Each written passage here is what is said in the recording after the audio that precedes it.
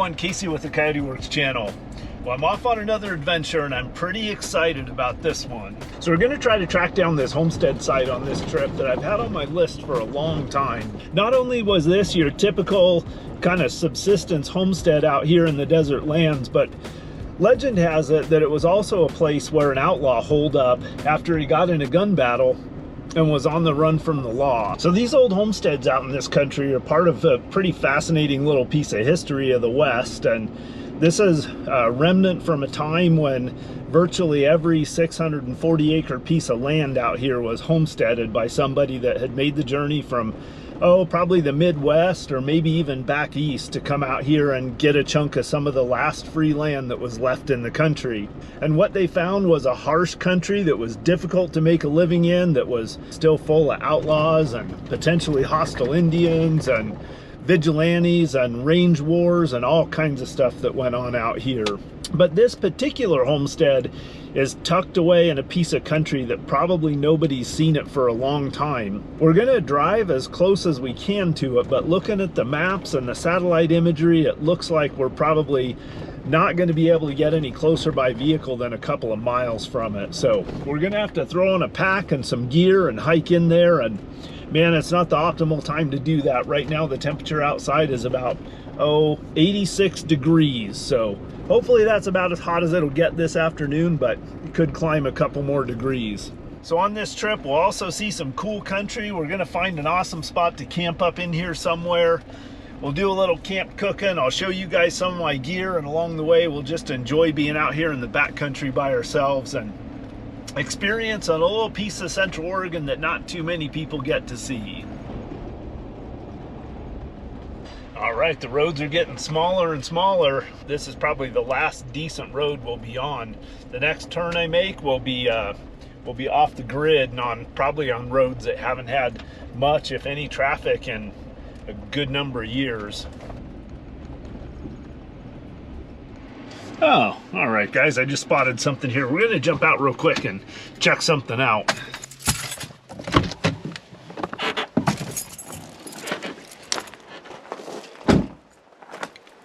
So I saw this tree here, and one of the things I like when I'm gonna be walking through this country where there could potentially, well, there's actually a lot of rattlesnakes in this country, is I like to have me a good walking stick or something that I can flip one off the trail with, and there's a nice straight one right there. So I'm gonna grab my Hardcore Hammers little survival hatchet. We're gonna cut us a walking stick real quick.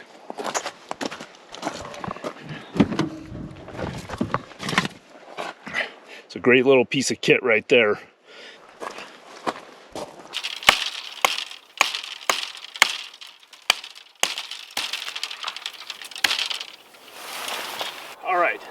Look at that, guys, that's perfect. It's kind of like the bushcraft old school version of a trekking pole.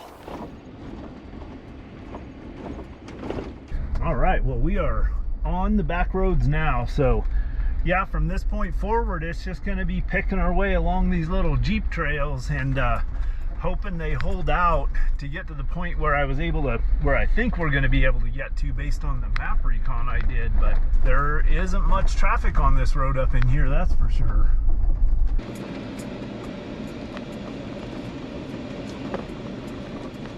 We're actually coming in the direction of this homestead from the top, so I'll actually have to hike downhill to it, which I don't prefer. I like hiking into things that I'm hiking up to, and that way it's downhill when I'm all done and on the way back, but you got to do the best you can with what you have to work with, and this is what I have to work with for this one.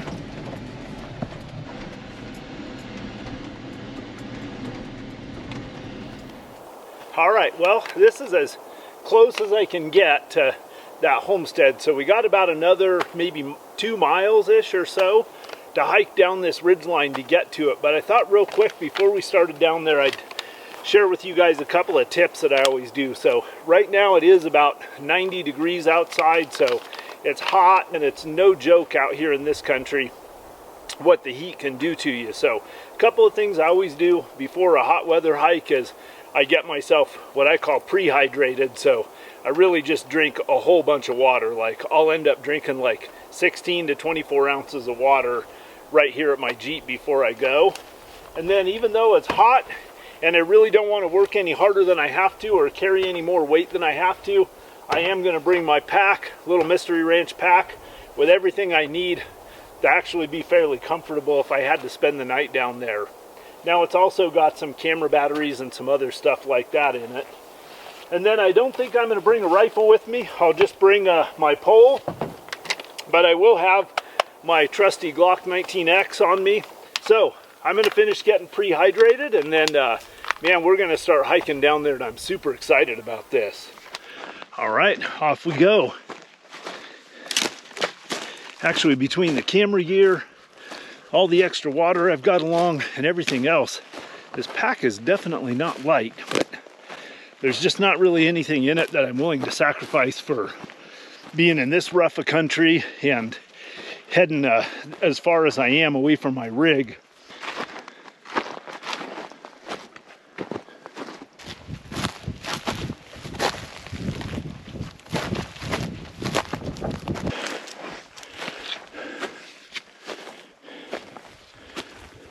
All right, I think I'm about halfway-ish or so, and I have to walk out across this big flat you guys can see behind me there, and this one tree was here, so I decided to take advantage of the shade, stop, take a rest, drink a little bit, cool down just a touch before I cross the next section of this hot expanse up here.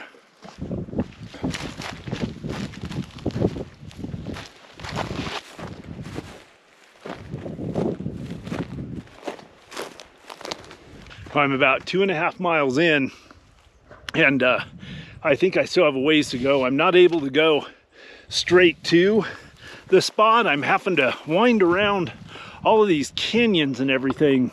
I don't know if you guys can kind of tell, but I've got all these side canyons coming up, so I keep having to divert around them because they're just thick, brushy, and steep. So I'm kind of staying up here on the plateau.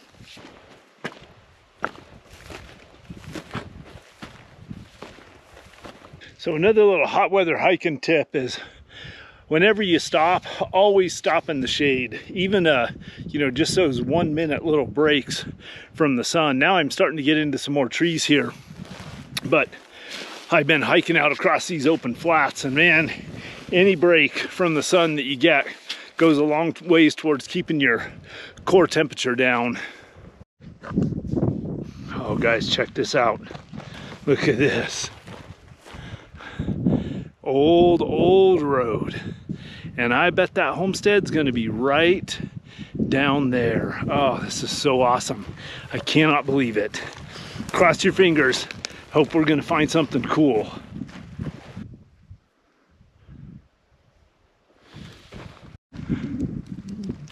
I cannot believe it. I've been reading about this thing, looking for it on maps for years, and there it is. It's tucked back into those trees there. Wow, this is amazing.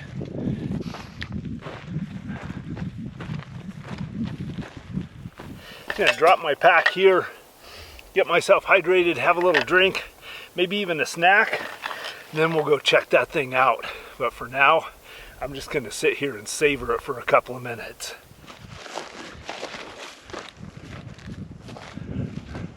It's actually a decent size old homestead, huh? Wonder if the privy was over there.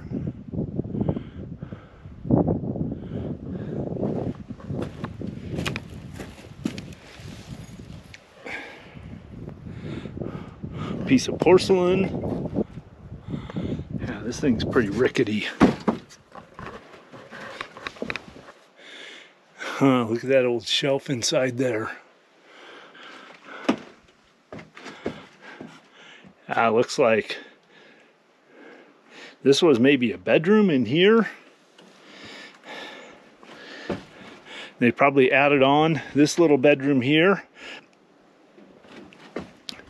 And probably right through that door was where the kitchen slash living room slash everything else was. See some old glass down there. That's pretty cool. Yeah, pretty cool little shelves in there still. It's kind of a neat piece of glass here.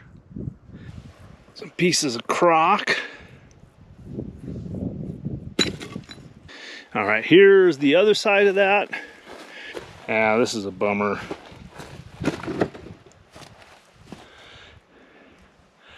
And there's that room we were looking out of from the other side. So I saw the stovepipe. Oh yeah, there's the stovepipe right there. So that's what makes me believe this was kind of the kitchen slash living room. See how they framed up the walls is kind of interesting, and it made a standoff there. That's a little different than a lot of these homesteads. All right, and then we got some kind of a structure here, and I'm almost thinking this was a carriage shed. Pretty good size timbers, and then there's like more machinery type stuff around here. And there's a rattlesnake in there somewhere for sure. Kind of sifting around in the ground here, and I thought I'd show you guys some of the little things I found. So I'm pretty sure this is a carriage shed, but I thought this was pretty interesting. This is like a hand forged, like they forged that out here and beat that flat to make some kind of a tool out of. That's pretty interesting. And most of this stuff is, I think there's a handle to a pan, something like that. Here's some, actually these are like swather teeth. That was a tool for cutting hay. But then look at this. This is another like hand forged, hand pounded piece of metal that was used for something. But definitely cool. So there was that carriage shed right up there. And then here's the homestead right here. There's a little lane going right down there. And I see that green grass down there. I'm guessing that's where the spring was. And these were probably their fields up there where they grew some dryland wheat or some rye or something like that. They definitely grew something here because we found those swather teeth or hay cutter teeth up there. So let's walk around a little bit more and see what we can find. Looks like this is where they threw all their trash, down here, which is pretty typical of these old homesteads. They didn't usually throw it far. Old pieces of crockery down there. That's pretty cool. There's actually a little spring in here. A little trickle of water even this time of year. Actually, a pretty decent little trickle of water, and right up there I can see the remains of an old spring box. Very interesting. Here was some kind of a wooden structure in here. I see boards all over around here. Look at that. It's part of an old fence. Wow. Yeah, so they had a little fence going right up along in there, probably to keep their livestock out of their little spring in here. Oh, check this out. I bet this was a barn or something. But it's interesting how they leveled this whole spot off right here, built it up with rocks.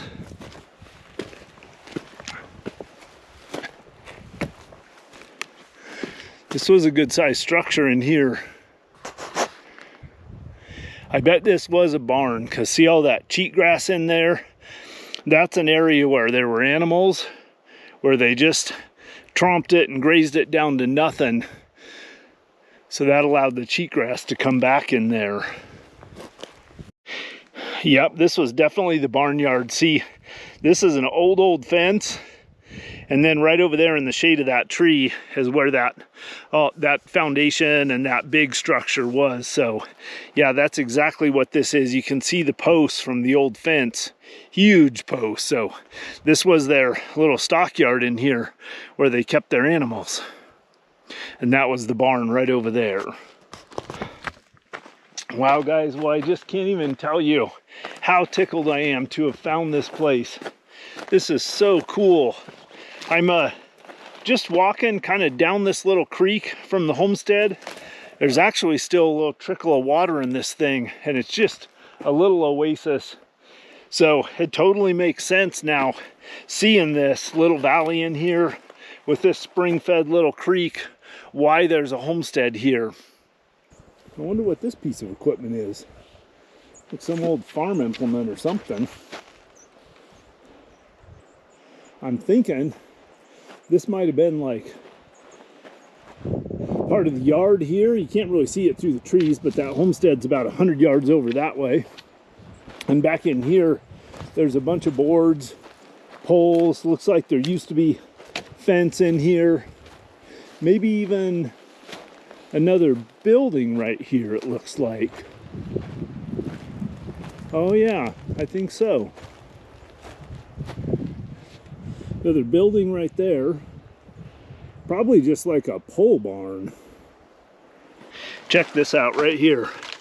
That was definitely cut with an axe, and that's a pretty good size log there. Cut that entire thing with an axe. All these are. This one. That one right there.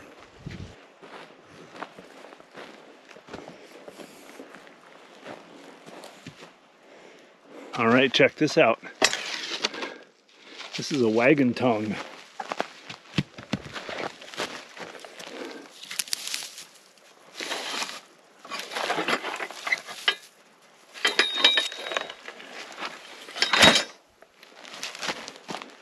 See that? All right, guys. Well, I could look around this site all day long and be perfectly happy, but we need to go gather our backpack and start heading back. Let's see what time it is. I think it's, oh yeah, it's 5 o'clock. So, and then we got to find a camp spot, cook some dinner. So yeah, we got to get moving. All right, should be getting up towards the headquarters of the spring. And I spotted something down here in the soil. Oh, it's just a big flake of obsidian. But every piece of obsidian was brought in here by the hand of man. So this is an Indian artifact for sure. So we'll keep our eyes peeled. The sun's going down, and it's that good light that I can scan out in front of me and catch the glint off of the pieces of obsidian and jasper, which are what most of the Native American tools were made out of.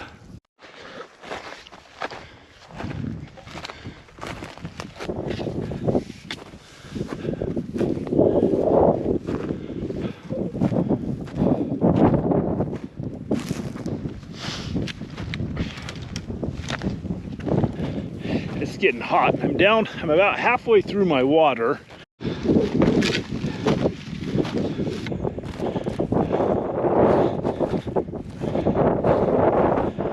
All right, back to the Jeep. Man, not a minute too soon. I'm actually getting pretty hungry, so find us a camp and get some dinner going. Whew, all right, let's go find us a camp spot. And I think there's one just right back up the road here. I saw on our way in, or trail, or whatever you want to call it. So hopefully it'll just be like 10 minutes to our camp spot, because it's a little after 6 right now, and I'd like to have a little time to relax and make some dinner.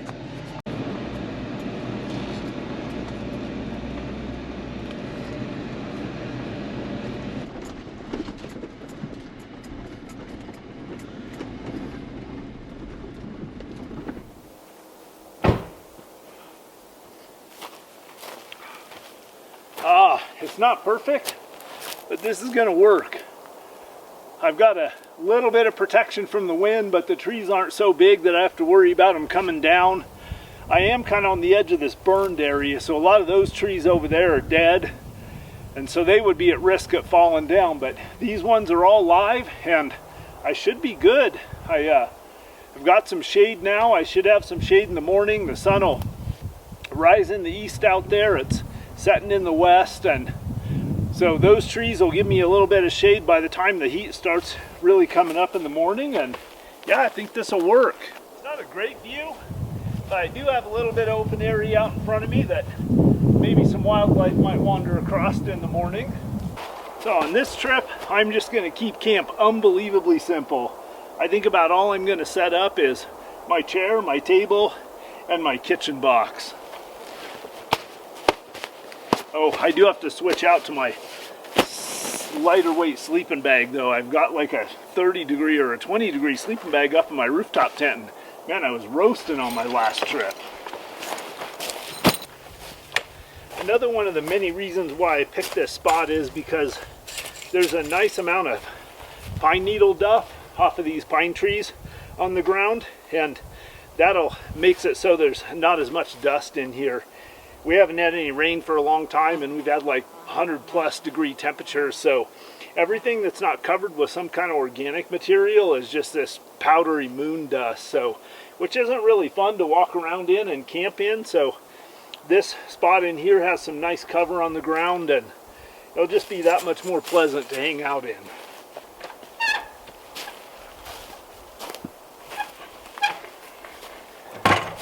Got this from my boys over at Lolo Overland, where I get most of my gear.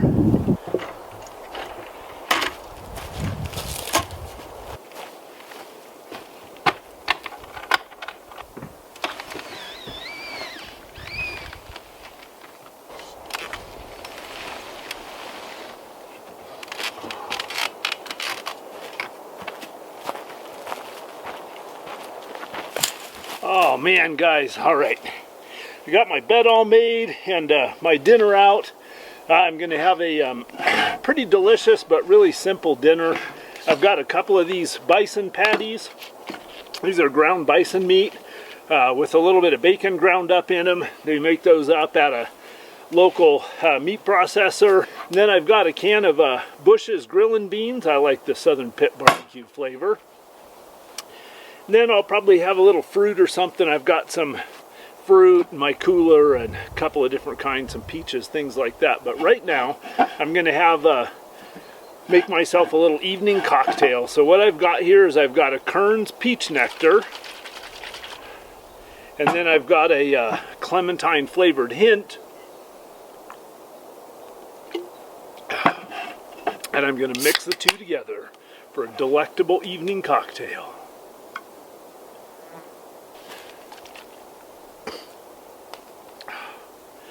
Cheers, everyone. The temperature is finally starting to drop a little bit, at least here in the shade. It's down below 80. So I use this Lifesaver jerry can, water can.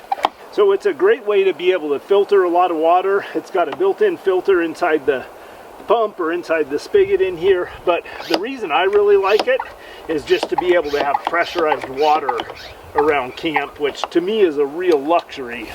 But look at that.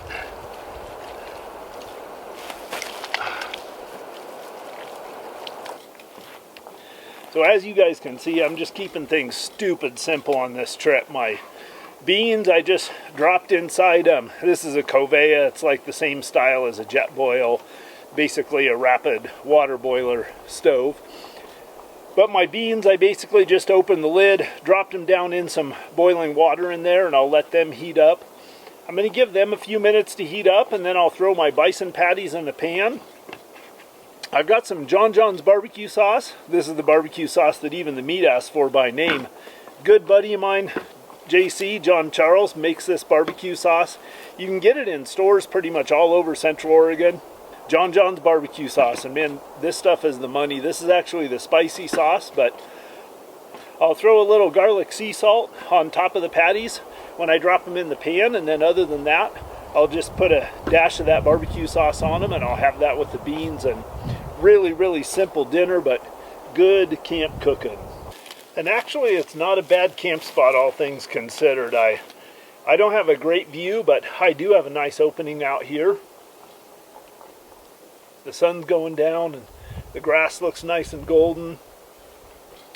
It's still hot enough that the animals really haven't started moving yet. What I'm hoping is that we get time to have a little bit of dinner and still a little bit of light. There's a water hole down there that I'd like to walk down to and see if there's any game coming into it.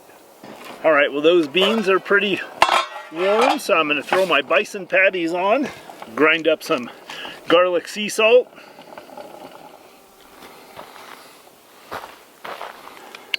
All right, guys, I'm looking forward to this.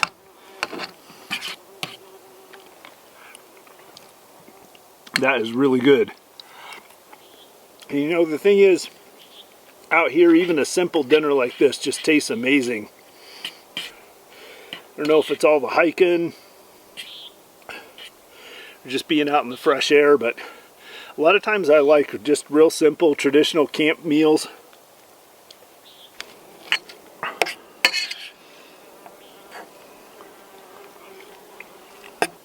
It's actually really nice right now.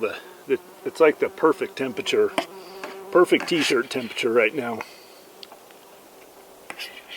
Well, dinner's done, the dishes are done, and the light's starting to fade pretty fast. Had an owl up there.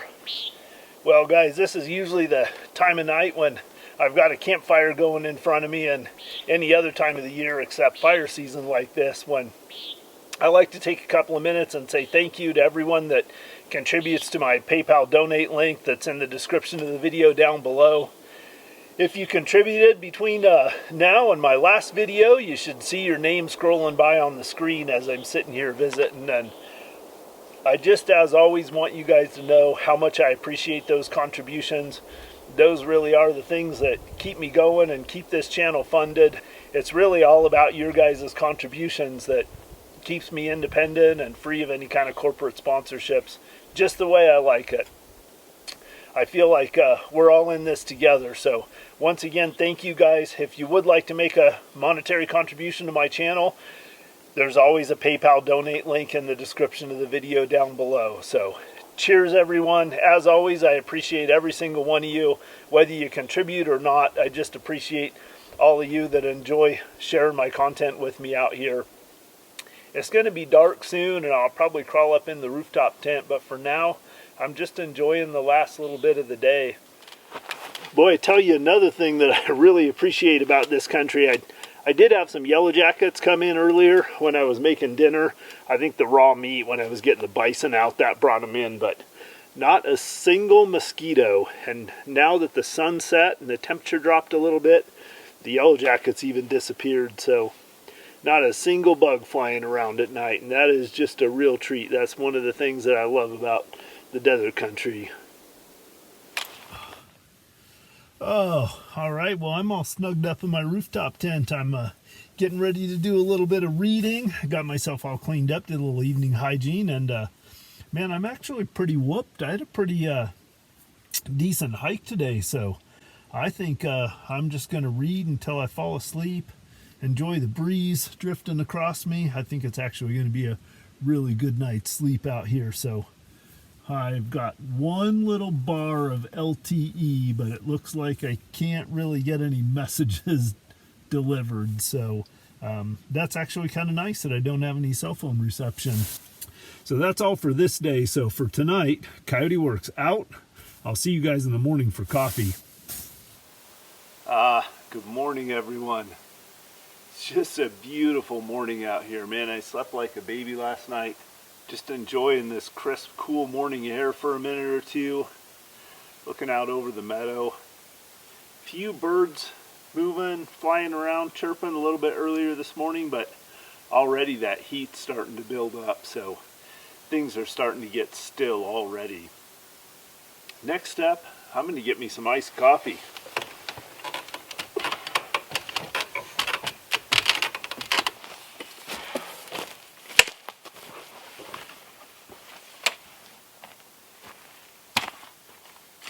Some iced coffee. I've got some Stumptown cold brew in a can, some half and half, all the ingredients to an amazing iced coffee.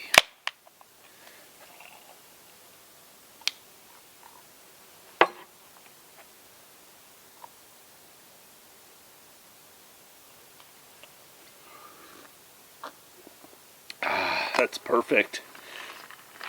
Another one of those little things to just make things easy out here is, especially in the summertime, I love cold coffee or iced coffee, so getting these individual cans of it just simplifies. That's just one less thing that I'm making in the morning. When it's crisp and cool, I love a hot cup of coffee first thing in the morning, but the summertime like this, man, my iced coffee is the way to go. See, it just doesn't get much better than this, waking up with a view. All right, I just fried up a little pan of sausages, so 6 or 8 sausage links to help get me going for the morning. Oh yeah, and here comes the yellow jackets. They want to get their piece of it too. Again, just a really simple breakfast. Easy to cook, easy to clean up, and it'll keep me going for a while. All right, well, I got breakfast taken care of. Got my dishes done, my food box all packed away because I won't need it anymore. I've got just some potato salad and some things like that in my cooler that I'll have for lunch. I'm thinking, guys, that the next thing we're going to do is pack up camp and head on over to another pretty cool site that I was hoping I'd get a chance to show you guys. I was looking on the map and we're not as far as I thought from the site of a pretty major Civilian Conservation Corps camp. And this is a camp where, according to the records, there were about 300 people staged at back during the 1920s. If we can track that down, that would be pretty cool, and that would be another thing that's been on my list for a couple of years that we get to knock off for this trip. So I'll break down camp, we'll jump in the rig, we'll hit some trails, and then we'll head over and see if we can't locate a little bit more of what was going on at that Civilian Conservation Corps camp.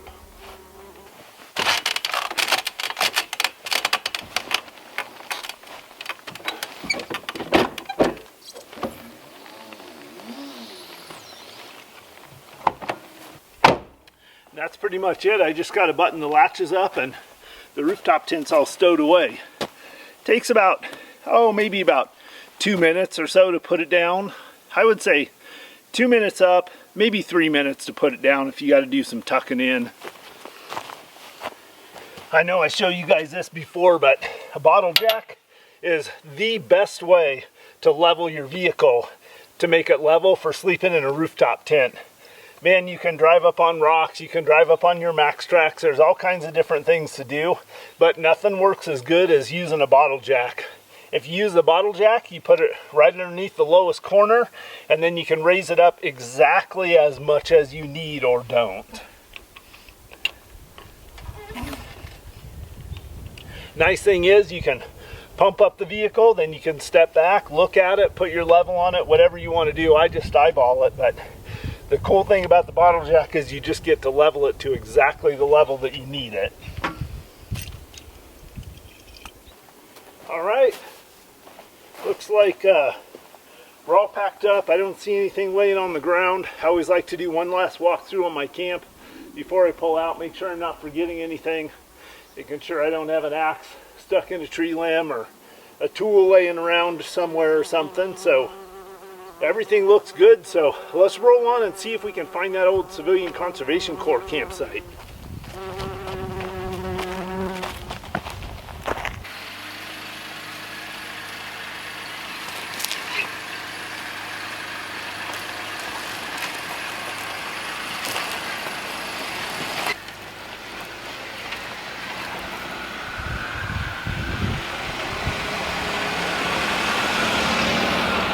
All right, we are on the road.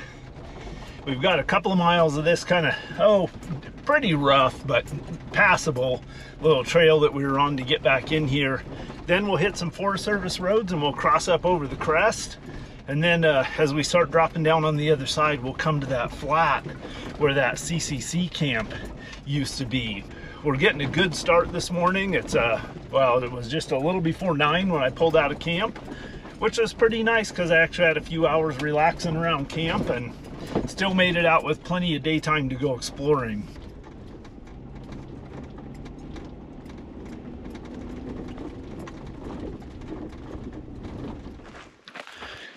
All right, I'm hiking around in a little bit different spot. I was driving up this little road and I could see out here kind of a nice flat, and it's dry now, but it looked like there might have been some nice meadow in here. So you know, finding the extent of some of these old sites like this just takes getting out and pounding the dirt, just walking back and forth and looking for signs, looking for any kind of an old tin can, bottles, anything like that. I think I mentioned before there was as many as 300 men camped up in here. And the Civilian Conservation Corps was formed during a time when the country was, a lot of people were really struggling, and it was a way to put young men to work, giving them a wage. And what they would do is they would go out and stay in the camps. Then they would earn in the camps and send money back home. But they built a lot of the facilities and projects that were later used by what became, or what was, the Forest Service, public land, BLM land. They did a lot of range conservation projects, improved a lot of springs, built a lot of campgrounds, improved a lot of logging areas. And that was sort of what they did, at least out in this country. In other parts of the country, they built bigger infrastructure projects and things. But it's a pretty interesting little chapter in our history. If you get bored and you want to look up the Civilian Conservation Corps, there's even a website that has a list of all of the Civilian Conservation Corps camps. And I don't think it actually shows a location or anything for them, but with a little bit of research, map recon, you might be able to find some of them. That's actually how I found out about this one. And it's essentially right in my backyard, like an hour from my house. The thing is, with as many men as we're out here, as big as these camps are, we're likely to find stuff really anywhere out here, not necessarily just right in where the camp was. Because, I mean, you figure they would have had down times, they would have wandered away from camp to drink a couple of beers, hang out together or something, do a little bit of exploring, hiking. So there's a potential to find just old bottles, cans, old knife, whatever, just about anywhere out in here. Oh, all right, guys, check this out. I think we might be about to find the first signs. Right there's a can, metal can.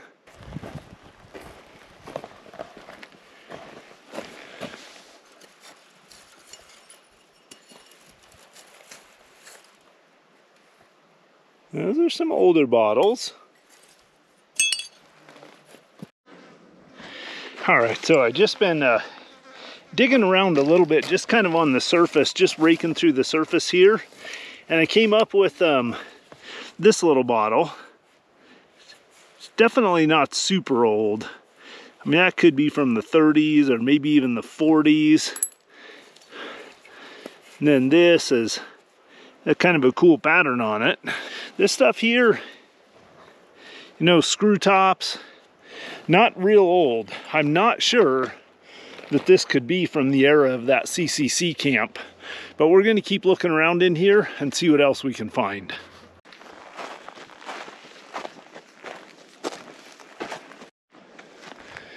Look at that. There's a tin can. It's definitely an older one, but yeah, shoot, guys, I feel like this isn't very exciting. I'm just not finding much in here, and honestly, it's a little baffling to me with because I know for sure there was a significant CCC camp in here, and the records show that there were several hundred men camped in here for at least a couple of years. So I don't know why I'm not finding more stuff. I don't know if I'm just in the wrong location or what the deal is, but it's actually kind of baffling, to be honest with you. I mean, I've found a few little tin cans, pieces of glass.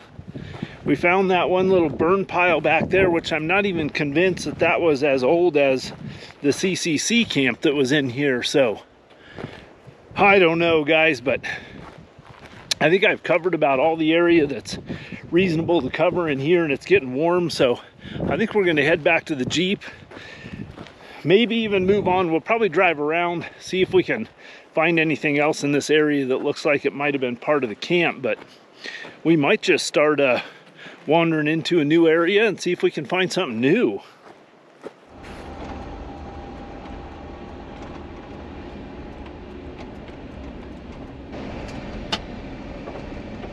Even if I don't find anything super spectacular, I just enjoy being out here, breathing the fresh mountain air.